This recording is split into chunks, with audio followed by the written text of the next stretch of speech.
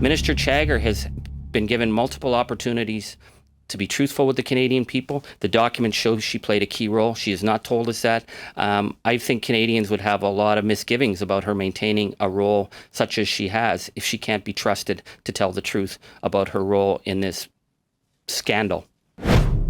That is the NDP's ethics critic, Charlie Angus, getting personal with the ongoing WE scandal. He pointed the finger directly at Minister Bardish Chagger today. Angus went so far as to question if she could remain in cabinet. He says documents related to the WE scandal contradict testimony she gave to a parliamentary committee earlier this summer. Liberal ministers say the public service recommended that the WE charity manage the billion-dollar student grant program. They deny the government suggested or imposed that choice. Is this simply an attempt to keep the fire around the WE scandal lit?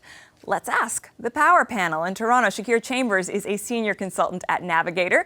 Former Quebec Liberal Immigration and Environment Minister David Hurtel, now counsel at Fasken, he's in Montreal, and political commentator and former NDP MP Françoise Boivin joins us from Gatineau. Welcome, everyone.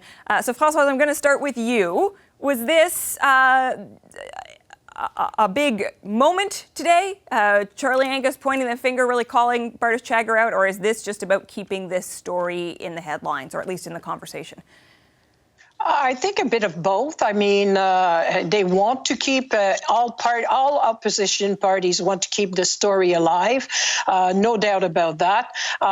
Strong words by Charlie Angus about the Minister Chagger, because basically what he's saying is that she lied to the committee, and he didn't want to use the word lying. We have other ways as politicians to say you're lying, but I'm not using the word lying.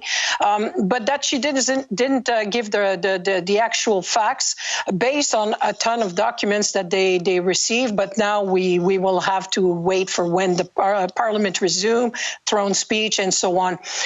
So yes, partly is to keep the story alive. But like I say, Catherine, strong words. If true, and I haven't seen the documents or anything, if true, definitely you know that this minister will be recalled in front of the committee once they are reformed and they proceed. So we'll see. Chagger, do you think questioning whether or not Minister Chagger should remain in cabinet is justified at this stage of the game? Yeah, I think, again, to Francois' point, it's about keeping the pressure on. I think if you're the opposition parties, you've seen how the WE kind of controversy can affect the polling numbers of the Liberals, right? So you keep the pressure on. I think if you look at a situation, for example, Finance Minister Bill Morneau, having him resign, some of the information that was related to his situation wasn't apparent immediately, right? It was the opposition parties that kept the pressure on. Then when it became revealed, he had to step down. I think Mr. Angus is kind of trying to do the same thing. He has information. He's trying to point to Minister Chagger as lying to the committee. Should he make that information available? We'll see what steps Prime Minister Trudeau takes as far as any disciplinary action against Minister Chagger. But ultimately, we need to see the connection as people, as journalists, as an audience, Canadians, about what's actually there. David, how concerned do you think the Liberals should be about what's come up?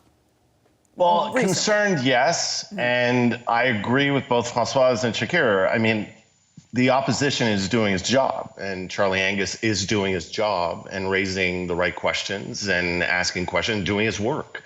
And so, but at the same time, you have to wonder, while the opposition is still going to keep this on the fire and try to get more headlines, in the rest of Canada, outside the Ottawa bubble, how is this really tracking? And when you're looking at the polling number, the Ottawa bubble, it hurts. Well, yeah, I'm sorry, but I know bubble now has a hugely different meaning now for everybody. But at the same time, if you prefer the echo chamber of Ottawa or whatever you want to call it, but how is this tracking with ordinary Canadians and regular Canadians? And right now, when you're looking at the polling numbers, I mean, yes, the Liberals took a hit, but the hemorrhaging seems to have stopped. And so I think the hit that the government had to take and took on this, they took it. But I mean, Bill Morneau, the finance minister, stepped down.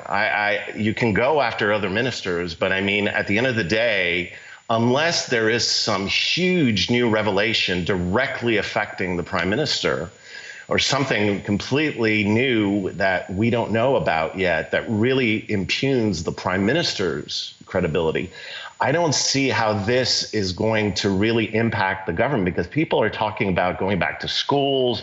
They're talking about the second wave. They're talking about their economy, their jobs. And right now, the government is focusing on these things.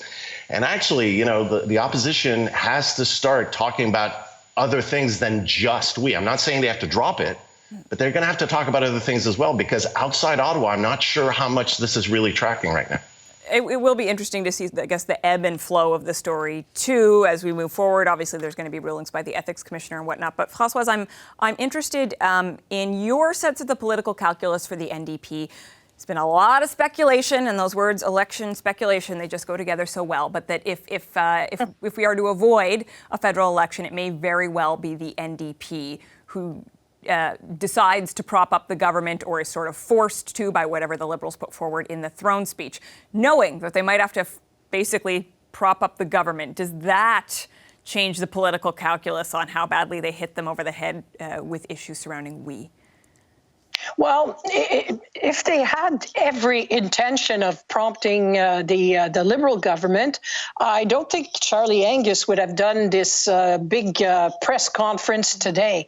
When I was listening to this and reading, I think it's Aaron Weary was writing about the possibility of seeing the NDP prompt the Liberals like they did in 2005 and manage a different type of things. If their memory serves them correctly, they'll have to review the history of prompting the Liberals, especially in time of a scandal, like call it wherever you want. At the time, it was the sponsorship program. It was a risk that the Leighton NDP took at the time to prompt us Liberal. I was part of the Liberal government at the time, and they had to tone down their accusation of us being so corrupted, so this, so that. The usual rhetoric you hear from opposition parties, because they were trying to deal with the Liberal government and try to obtain things. So it's a balanced game that is not easy to play when it's a minority government. You need to have the dancing partner. If you attack too strongly, it can go both sides. I mean, it could be the Liberals saying we don't want to associate with people who called us liars, cheaters, or whatever. And the same with the NDP. You don't want to be associated too long, too much with the party, and that's what killed the understanding they had in 2005 when Montgomery arrived with his report. So they have to think. I'm sure they are thinking about all these things. I think the Liberals don't count too much on the NDP, by the way, Catherine. I think they will count much more on the Bloc Québécois, who probably talked the strongest before the prorogation. But it's like, somebody who screamed very loud, but in the end is just a little purry cat. They don't want to go into an election. The Bloc Québécois, come on. Probably way less than the NDP. A little purry cat, my goodness. Shakira, I want to bring you back in because we haven't really talked about the Conservatives' move on this actually just over the weekend, right? Which was that they reached out to the Kielburgers and said, listen, Parliament may be prorogued, but you've got some documents we'd like, please hand them over. The Kielburgers said, hey, this is politics. No, thank you. But listen, the Conservatives have a new leader. What should their strategy be? Is it go on we, or do you have to broaden the conversation in the way David was talking about? Well, they definitely need to be careful. On the one hand, obviously, you should keep the pressure on.